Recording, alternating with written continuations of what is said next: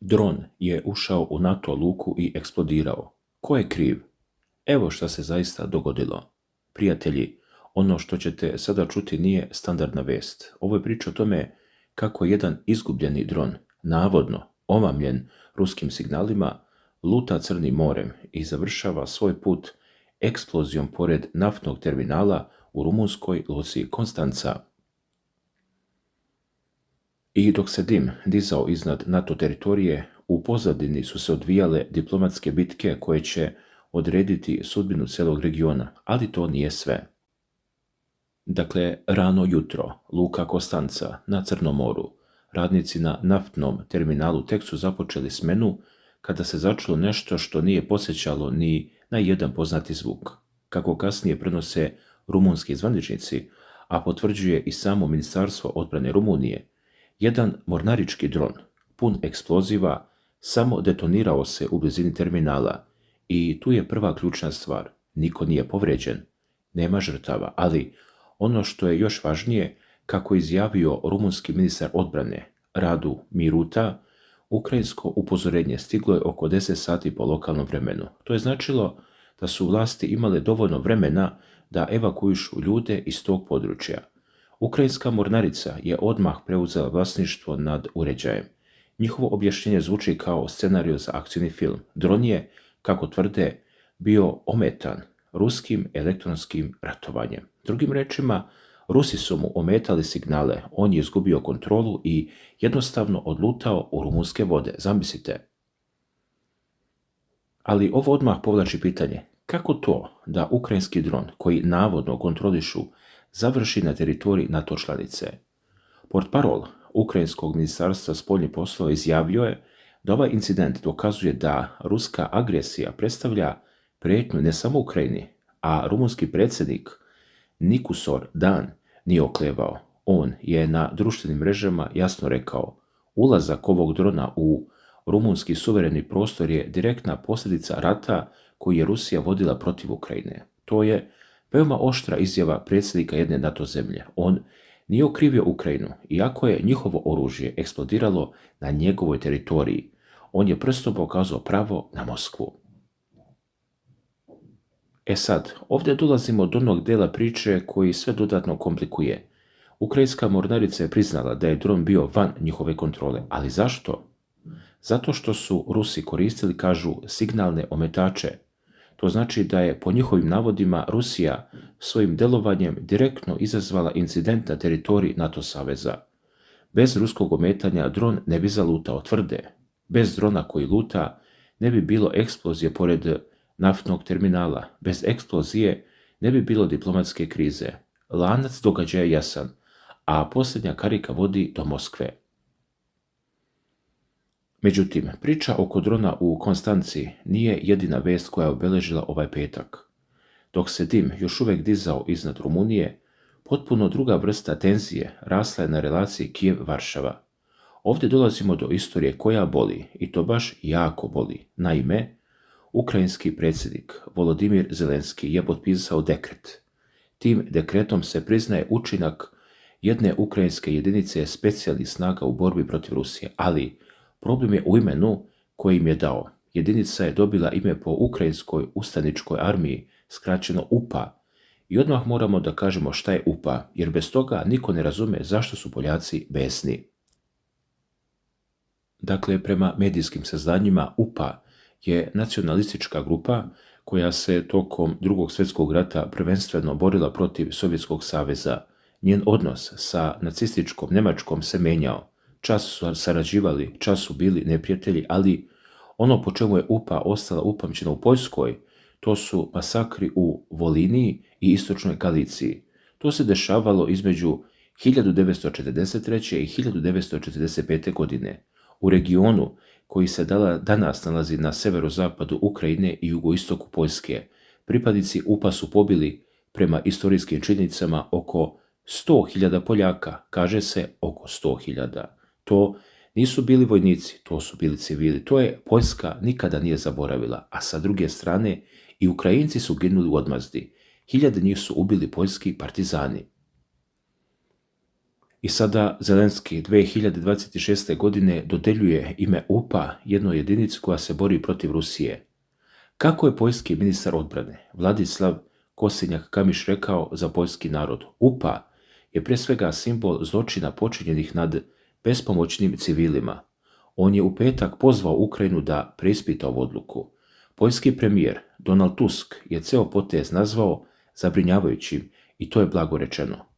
Odmah ovdje moramo da razumemo jednu stvar. Poljska je od početka ruske invazije 2022. godine bila jedan od najvećih ukrajinskih saveznika. Kroz Poljsku su prolazile zalihe oružja. U Poljskoj su smještene ukrajinske izbjeglice. Poljska je vršila ogroman pritisak na druge članice EU i NATO da pomognu Ukrajini. A onda Zelenski potpisom jedne olovke rizikuje da taj savez koji je građen godinama sruši preko noći. Dalje, ukrajinski ministar spoljnih poslova Andrij Sibiha je pozvao na dijalog. On je rekao, eskalacija tenzija između Ukrajine i Poljske ne koristi ni Ukrajincima ni Poljacima. Napisao je to na društvenim mrežama, čak i na poljskom jeziku, što je jedan mali gest, ali koji pokazuje koliko je situacija ozbiljna. Sibiha kaže da su posvećeni razgovoru o svim pitanjima, pa i najtežim, u duhu međusobnog razumevanja i dodaje, Ukrajina je zahvalna Poljskoj na podršci u borbi protiv Rusije, ali da li će te reči biti dovoljne da ublaže bol koju oživljava ime UPA? I dok mi ovdje pričamo o dronu i pričamo o istorijskim ranama, neprestano se prepliću sa još jednom većom slikom, a to je pitanje pregovora između Rusije i Ukrajine. Evo gdje stvari postaju još napetije. Ukrajinski predsjednik Zelenski je poslao otvoreno pismo ruskom predsjedniku Putinu. U tom pismu on ga poziva na razgovor licem u lice. Želi da sednu i da razgovaraju o okončanju rata. To pismo je objavljeno na sajtu ukrajinskog predsjedništva i Zelenski u njemu ne štedi reči. On navodi ruske gubitke na bojištu. Ako ne dođe do ličnog zaključka da je vrijeme da se rat okonča, suočit će se, kaže, sa većim teškoćama i on kaže nešto veoma zanimljivo. Citiram ga. Morat ćete mnogo jače da se borite za sopstveno postojanje, ne rusko, već svoje. I to nije prijetnja od mene ili od Ukrajine, to je činjenica ruske istorije koju dobro znate. Kada se Rusija umore, dolaze promjene. To je veoma direktna poruka. Zelenski ne preti vojnim porazom, on preti unutrašnjim političkim kolapsom. On kaže, tvoj narod će se umoriti i tada ćeš pasti. Ali Putinov odgovor je stigao brzo, i to sa Međunarodnog ekonomskog foruma u Sankt Peterburgu, skupa koji se često naziva Ruski Davos. Putin je u petak izjavio da ne vidi svrhu u sastanku sa Zelenskim. Kaže da pismo sadrži neke grube opaske i da Zelenski nije ozbiljan u vezi sa zakazivanjem sastanka. I onda Putin dodaje ono što je najvažnije. On kaže, rat će se završiti tek kada Rusija postigne svoje ciljeve. Citat. Vojne akcije će jednoga dana prestati. Pretpostavljamo, bez sumnje, prestaće kada postignemo ciljeve koje smo sebi postavili, a ti ciljevi su potpuna kontrola nad istočnim regionom Donbasa, zajedno sa političkim i vojnim ograničenjima za Ukrajinu. Drugim rečima, Putin ne želi samo teritoriju, on želi da Ukrajina bude vojno i politički osakaćena i to je, kako se navodi, potpuno neprihvatljivo za Kijev. Ovo je trenutak gdje moramo zastati i razumjeti dinamiku. Zelenski želi sastanak licem u licem. Njemačka i Francuska, kako se navodi, pozdravljaju njegov predlog. Zapadne sile guraju ka pregovorima, ali Putin odbija. Zašto? Zato što veruje da može da dobije više na bojnom polju. Njegova kalkulacija je jednostavna. Što duže rat traje, to je Rusija bliže svom maksimalnim ciljevima, ali ta kalkulacija ima i svoju drugu stranu, a ta druga strana je ruska ekonomija.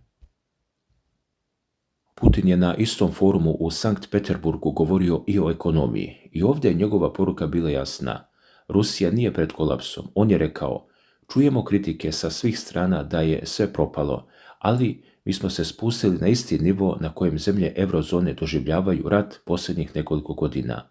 Prema zvaničnim ruskim podacima, prognoza rasta BDP-a za 2026. godinu spuštena je na 0,4%.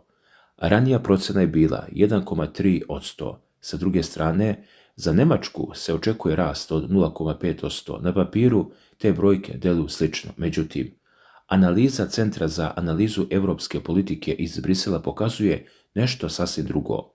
Oni kažu da ruska ekonomija ima ozbiljno strukturno odstupanje. Citiram: procvat vojno-industrijskog kompleksa koji subvencioniše država postoji uz brzo propadajući civilni sektor. Drugim rečima, u Rusiji fabrike koje prave tenkove i rakete rade punom parom, ali sve ostalo, građevina, poljoprivredna mehanizacija, potrošačka roba, usluge, to propada, tvrde. Inflacija raste, nedostatak radne snage je ozbiljan, a ne vojne industrije se smanjuju. I ono što je posebno opasno za Putina, što duže rat traje, to je teže preokrenuti ovaj proces. Država je namjerno preusmjerila ekonomiju ka ratnoj proizvodnji i kada jednom uđete u taj začarani krug, izaći će iz njega je skoro nemoguće bez velikih potresa. Međutim, Putin ipak pokušava da privuče investitore, govori o suverenoj ekonomiji i kritikuje zapadne sankcije. Kaže, bilo koja druga zemlja bi mogla da izgubi pristup svojoj legitimnoj imovini u dolarima ili evrima, ali to je njegova verzija priče. Realnost je da ruska ekonomija krvari, ali sporo.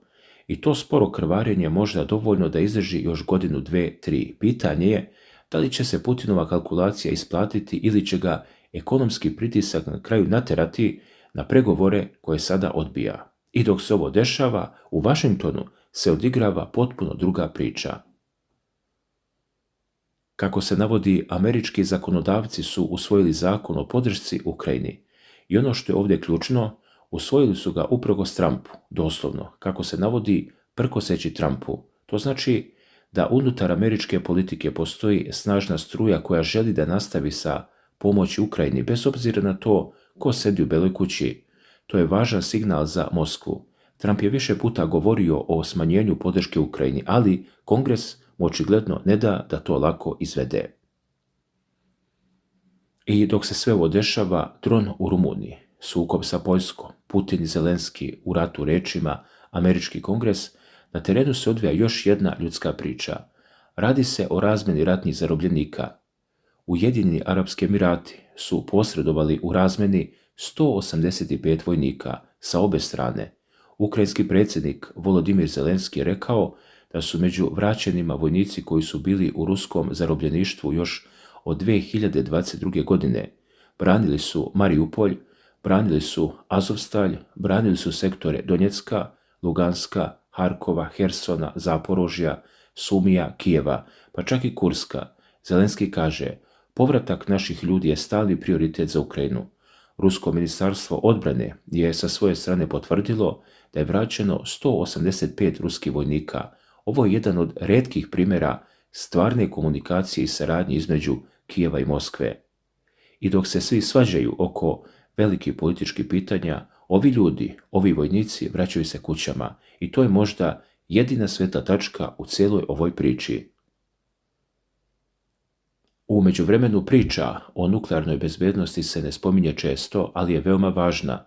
Međunarodna agencija za atomsku energiju, IAEA, saopštila je da je na snazi prekid vatre na frontu u blizini nuklearne elektrane Zaporožje. To je ključno iz više razloga. Nuklearka Zaporožje je najveća nuklearna elektrana u Europi i ona se nalazi na liniji fronta. Svaka borba u njenoj blizini nosi rizik od katastrofe. Ako je prekid vatre stvarno na snazi, to je dobra vest. Ali pitanje je koliko će taj prekid potrajati s obzirom na sve ostale tenzije koje rastu. Dragi gledalci, kada sve ovo spojimo u jednu celinu, dron u Konstanciji pokazuje koliko je rat blizu NATO granica. I ne samo blizu, rat je bukvalno ušao u NATO luku, eksplodirao pored naftnog terminala i srećom niko nije povrijeđen. Ali zamislite scenariju koji niko ne želi da zamisli. Šta je dron udario? U sami naftni terminal možda? Šta da je izazvao požar, eksploziju, žrtve? Tada bismo imali NATO članicu direktno napadnutu i jako slučajno i tada bi odgovor alijanse bio potpuno drugačiji. Priča o Poljskoj i UPA pokazuje koliko su istorijske rane duboke. Poljska je Ukrajini najveći saveznik, ali i Poljska ima svoje crvene linije. Imenovati vojnu jedinicu po organizaciji koja je, kako navode, ubijala poljske civile, to nije sitnica. To je direktan udarac u najosjetljivije mjesto poljske nacionalne svijesti. Iako se ovo ne reši brzo, Ukrajina bi mogla da izgubi saveznika kog ne može da priušti da izgubi, pogotovo sada kada je rat ušao u svoju 4. godinu.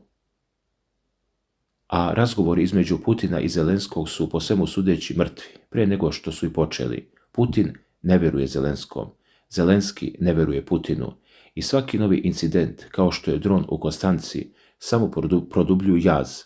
Američki kongres prkosi Trumpu i šalje poruku: podrška Ukrajini nije stvar predsjednika, to je stav Amerike. Ruska ekonomija nije pred kolapsom, ali je bolesna i ta bolest će se vremenom pogoršavati. Dakle, u trenucima poput ovog uvijek se postavlja pitanje ko ima inicijativu. Trenutno izgleda da je Putin taj koji diktira tempo. On odbija sastanke, on postavlja uslove, on tera Ukrajinu i Zapad da reaguju na njegove poteze.